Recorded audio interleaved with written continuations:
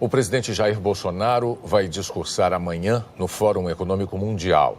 Na chegada a Davos, na Suíça, ele disse que pretende mostrar que o Brasil está adotando medidas para recuperar a confiança de investidores. Depois de 3 semanas de governo, Jair Bolsonaro pisou numa terra estrangeira pela primeira vez como presidente do Brasil. Não é uma visita a outro chefe de Estado, é um fórum econômico. E por isso a recepção foi bem simples. A comitiva que o acompanhava trazia 5 ministros, entre eles 2 que interessam muito aos participantes do fórum. O da Justiça, Sérgio Moro, e o da Economia, Paulo Guedes. Afinal, 2 das principais razões para a existência do Fórum de Davos são a promoção do livre comércio e a segurança para quem investe. O presidente veio acompanhado de um dos filhos, Eduardo Bolsonaro. Com a ausência de muitos líderes importantes, Jair Bolsonaro se tornou a grande expectativa aqui no Fórum Econômico de Davos. Empresários, executivos e chefes de Estado se perguntam o que pretende, afinal, o novo presidente brasileiro. Bolsonaro contou que seu discurso foi feito e corrigido com a ajuda de vários ministros. Ele quer dar um recado contundente para mostrar ao mundo que o mundo pode voltar a investir no Brasil. Nós queremos mostrar, via nosso ministro em especial, que o Brasil está tomando medidas para que o mundo restabeleça a confiança em nós, que os negócios voltem a florescer entre o Brasil e o mundo, sem o viés ideológico, que nós podemos ser um país seguro para investimentos. Para os investidores, essa segurança passa pelas reformas tributária e da Previdência. 2 temas que devem estar no discurso. Bolsonaro não deve se aprofundar no tema das privatizações. A gente não vai anunciar particularidades, nada tocante a isso. A agenda está com o nosso chefe da economia, o Paulo Guedes. Está bastante detalhado um processo nesse sentido. E ele vai anunciar a partir do momento que tiver certeza que faremos boas privatizações. E o presidente Bolsonaro chegou aqui com uma boa notícia. Ainda que o Fundo Monetário Internacional tenha revisado de novo para baixo a expectativa de crescimento da economia mundial em 2019, o fundo melhorou ligeiramente a estimativa de expansão da economia brasileira para esse ano. Aumentou de 2,4% para 2,5%. A organização internacional Oxfam aproveitou as atenções mundiais voltadas para Davos e divulgou dados novos sobre o abismo que separa pobres e ricos. Já é tradição. No dia em que a elite mundial começa a chegar a Davos, a ONG Oxfam divulga o relatório sobre desigualdade. E a riqueza está ainda mais concentrada. 43 pessoas tinham juntas a mesma renda que toda a metade mais pobre da população do planeta em 2017. No ano passado, esse abismo aumentou. Bastaram 26 ricos para ganhar o mesmo que 3 bilhões e 800 milhões de pessoas. E o número de bilionários no mundo quase dobrou desde a crise financeira de 2008. Segundo o relatório, no Brasil, os 10% mais pobres pagam proporcionalmente mais impostos do que os 10% mais ricos. Um dos países mais desiguais do mundo, lembrou Winnie Bianima, diretora executiva da Oxfam. Se a expectativa de vida nas áreas mais ricas de São Paulo é de 79 anos, nas mais pobres da cidade, ela é de apenas 54 anos. Inequality is out of control. Winnie faz um alerta para o mundo. A desigualdade está fora do controle, está enfraquecendo democracias. A Oxfam diz que a crescente desigualdade está gerando frustração e raiva, sentimentos que se refletem em revolta nas ruas e nas urnas. A organização aproveita a semana do Fórum Econômico Mundial para chamar a atenção dos principais líderes do mundo. Mas cheios de problemas internos para resolver. 3 deles, o americano Donald Trump, o francês Emmanuel Macron e a britânica Theresa May, desistiram de vir a Davos. Uma escritura registra que o senador eleito Flávio Bolsonaro recebeu 2 imóveis e mais R$600 mil pela venda de um apartamento. O senador eleito disse que parte do sinal dessa compra foi paga em espécie e que depositou esse dinheiro na conta dele entre junho e julho de 2017.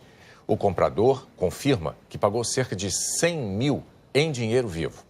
Mas, de acordo com a escritura, o pagamento de 550 mil aconteceu 3 meses antes das operações consideradas atípicas pelo COAF e R$50 mil em agosto em cheques no ato da escritura.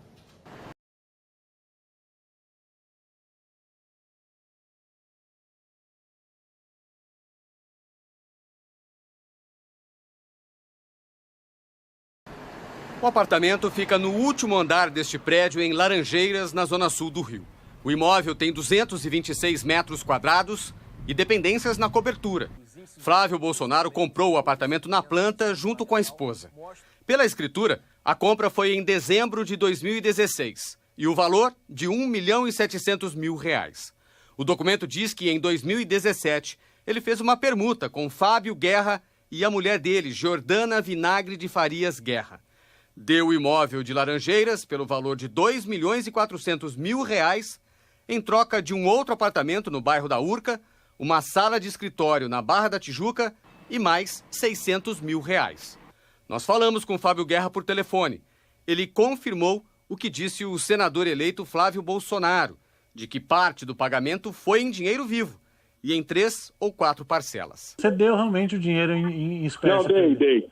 Sim, foi média, a média foi isso aí. Eu não sei, eu não posso falar ao certo, que de repente foi 70, foi 80, foi 100, foi 120, 110, entendeu? Mas a média foi isso aí mesmo. O resto foi tudo depósito. No entanto, a escritura diz que os R$600 mil foram pagos da seguinte forma: 5 cheques que somaram R$50 mil e outros 550 mil foram pagos anteriormente a título de sinal no dia 24 de março de 2017.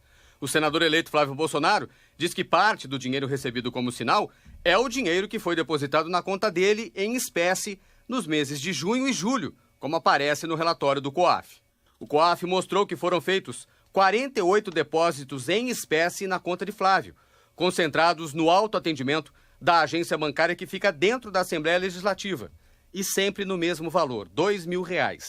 Total de R$96 mil depositados em 5 dias, entre junho e julho de 2017. A escritura, no entanto, não faz menção a depósitos nestes meses. Os 550 mil foram pagos em março e os 50 mil em cheques em agosto. No dia 13 de julho de 2017, por exemplo, foram 15 depósitos em 6 minutos. Nas entrevistas que deu ontem à Rede Record e à Rede TV, Flávio Bolsonaro disse que depositou o dinheiro na conta dele, na Assembleia Legislativa do Rio, em 48 envelopes de R$2 mil, o que era o local onde ele trabalhava, e que esse valor era o limite para cada depósito no caixa automático. Flávio Bolsonaro ainda não explicou por que optou por fazer 48 depósitos de R$2 mil cada um, com diferença de minutos em cada operação, em vez de depositar a totalidade do que recebeu em dinheiro de uma só vez na agência bancária onde tem conta. Nós fomos até a agência bancária dentro da Alerj. É uma agência que funciona normalmente no horário entre 10 da manhã e 4 da tarde, que tem caixas automáticos e também caixas com funcionários para atender os clientes. Nos horários em que foram feitos a maioria dos depósitos do senador eleito no caixa eletrônico, com até 15 envelopes de uma única vez, às 11 da manhã, ao meio-dia e 3 da tarde, era horário de funcionamento do banco. O relatório do COAF também apontou uma outra operação considerada atípica do senador eleito: o pagamento de um título bancário no valor de R$1.016.000. Flávio Bolsonaro disse também nas entrevistas de ontem que esse pagamento se refere à permuta que fez com o apartamento que ele comprou na planta. Afirmou que a Caixa quitou a dívida dele com a construtora e que ele passou então a dever à Caixa. A escritura confirma que Flávio Bolsonaro quitou o empréstimo com a Caixa Econômica em 29 de junho de 2017. Flávio Bolsonaro disse ontem nas entrevistas que sofre uma perseguição do Ministério Público do Rio nas investigações sobre movimentações financeiras atípicas de assessores parlamentares da Assembleia Legislativa do Rio. A suspeita é que funcionários dos gabinetes devolviam parte dos salários. Hoje, o Procurador-Geral de Justiça do Rio disse que não houve nenhuma ilegalidade na investigação. Se alguém cometeu alguma quebra de sigilo, alguma irregularidade, definitivamente não foi o Ministério Público do Estado do Rio de Janeiro. Nós procuramos a assessoria de Flávio Bolsonaro para saber por que ele fez diversas operações de depósito no caixa eletrônico, em vez de depositar diretamente no caixa da agência. e também para saber detalhes do pagamento do sinal. Mas não tivemos resposta.